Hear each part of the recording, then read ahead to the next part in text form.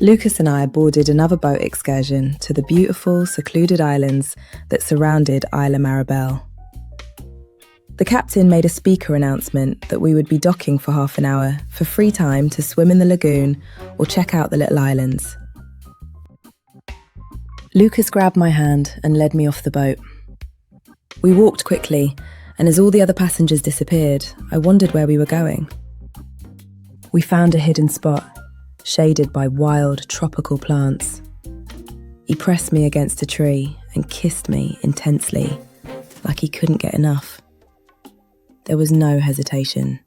No one else, just the two of us, lost in the heat of each other, under the open sky.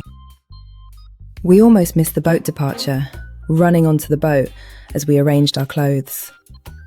The other passengers whispered and smirked at us, and I blushed, but I didn't care. The loud sound of the alarm both startled and annoyed me. It was Saturday morning, and since I had no reason to set my alarm, I must have done it by mistake. I switched it off and lay there for a few minutes before picking up my phone. I checked the weather app, looked through my socials, then checked whether I had any messages. Okay, I was really checking for any messages from Lucas.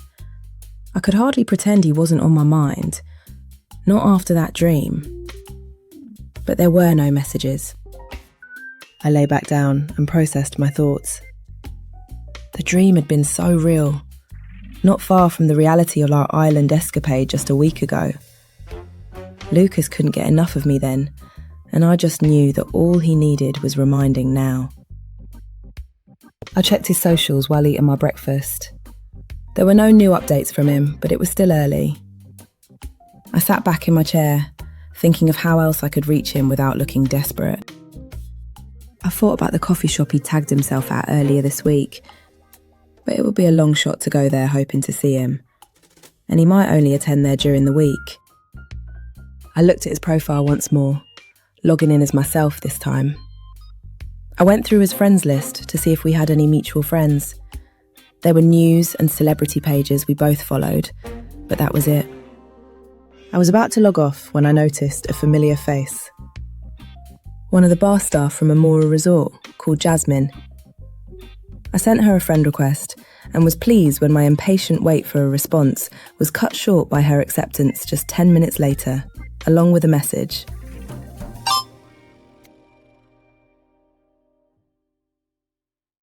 I paused to think about my reply before responding. Hi Jasmine, I'm well thanks, hope you are too. I see you know Lucas. I met him while at Amora, and it turns out we live near to each other.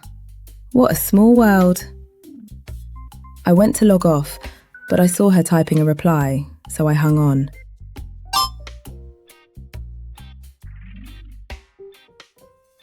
Oh really? How was he? I've been so busy I haven't managed to look him up yet.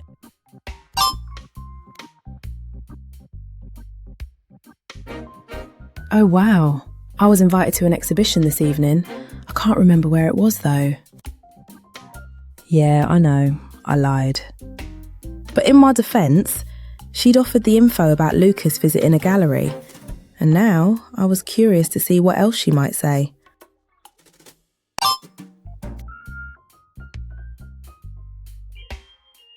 I googled extravaganza exhibition, since it was obvious there was a name typo in Jasmine's message.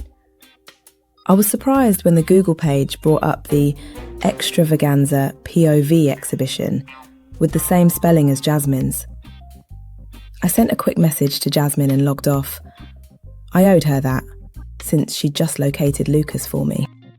After getting showered and dressed, I jumped in my car and drove the 1 hour and 10 minutes to Lucas's area. I had packed an overnight bag and thrown in my new sexy lingerie purchase, just in case. I checked into a nice hotel within walking distance of the gallery, and as I shut the door to my hotel room, I paused to acknowledge what the hell I was doing. My plan was to accidentally bump into Lucas at the gallery, while purposely looking irresistible. I would remind him that I told him I attended sip and paint classes as a hobby, and pretend I was a huge fan of extravaganza's art. I could hear Natalie telling me I was crazy. I mean, it was crazy, but it could work if nobody, including Natalie, knew about it. It was 1:45 and the gallery opened at 6:30. That meant I had just under 6 hours to learn something about this weirdo, extravaganza, eat and get dressed. I looked up the coffee shop Lucas visited and decided to visit there when I saw it was a 15-minute walk from the hotel.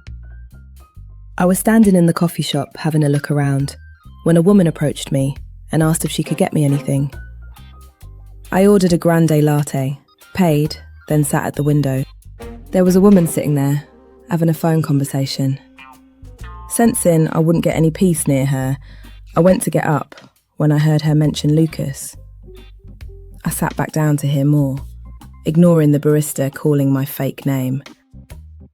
Yeah, I'm meeting him later at the extravaganza exhibition. I had a ticket for Sophia, but she cancelled on me, so I had one spare. The exhibition she described was enough confirmation that she was talking about meeting Lucas. The barista called my name again, louder this time. I collected my coffee and paused as I passed the woman. I didn't know her name, or who she was to Lucas, but I would find out.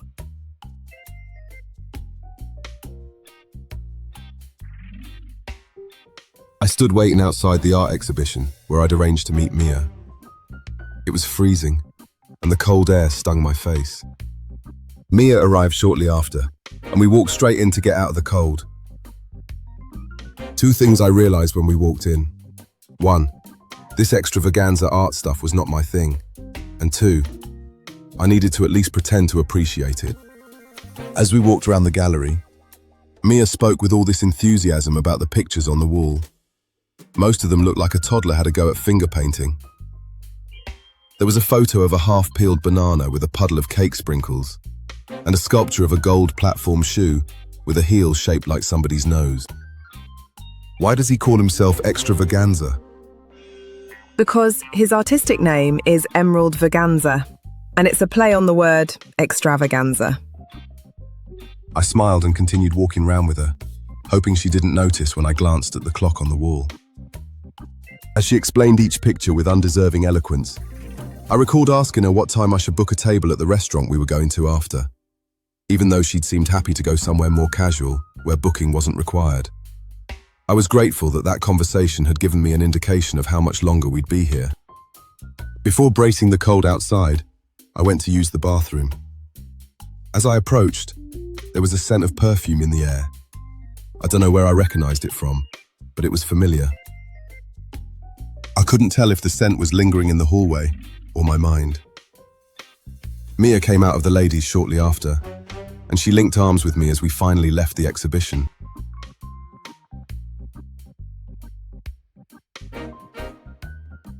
I saw Lucas walking around the gallery with this woman, whose name I learnt was Mia. They stopped in the middle of the gallery, and he whispered in her ear. They both laughed, and I imagined him telling her what he had planned later. Earlier on, I had a plan that would have made him forget all about her when he saw me. I'd forgive him when he explained that she was just a friend who misinterpreted their friendship. Then he'd be whispering in my ear. But the way he stood there with Mia, there was no way I could approach him now. He'd only think I ruined his evening when I was just trying to make it better. I stood in the hallway near the bathrooms thinking, I needed another plan before they took all this flirtation to the next level. I was so distracted that I didn't even notice the lady approaching me. Excuse me, where is that dress from? It's gorgeous. Thank you. I'm so sorry, I can't remember. My husband bought it for me. He has great taste. Have a good evening. You too. I suppose it wouldn't have killed me to tell a stranger where my dress was from, since she was giving me a compliment. But in that moment, my mind was on Lucas. As I walked behind them, I could hear their conversation. I put on a hat before leaving the exhibition to remain incognito, but I was pissed that it would probably mess up my hair. She asked him if he enjoyed the exhibition, and he lied and said yes. I knew he was lying because I saw how unimpressed he looked. They walked a few blocks and entered a restaurant which I'd seen on the top-rated list of city restaurants. I went in, asked for a table nearby, took off my hat and coat and sat down with my face in a menu. I'd have one drink, then leave, before this all got a bit weird. An hour and a half later, they were still there, and I was getting bored. I tapped my card on the reader, hoping I hadn't maxed it out with my spending on the hotel room, this dress, and that stupid art exhibition ticket. I breathed a sigh of relief when he handed me the receipt. I went to use the bathroom, and as I came out of one of the stalls, Mia was in the mirror, topping up her lip gloss. I smiled at her as I washed my hands and adjusted my dress. I intended to leave it at that, but she turned to me. I love your outfit. Thank you. I think I saw you earlier at the Extravaganza exhibition. I hesitated. Hopefully only she'd seen me and not Lucas. Not yet, anyway. Yeah, that was me. I just love Extravaganza's work. So underrated. I know, right? I don't think my date was impressed though, even if he said he was. Well, then he doesn't know art, she laughed, and I fake laughed with her.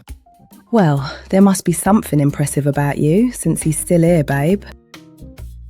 Thanks. I'm looking forward to learning what his interests are.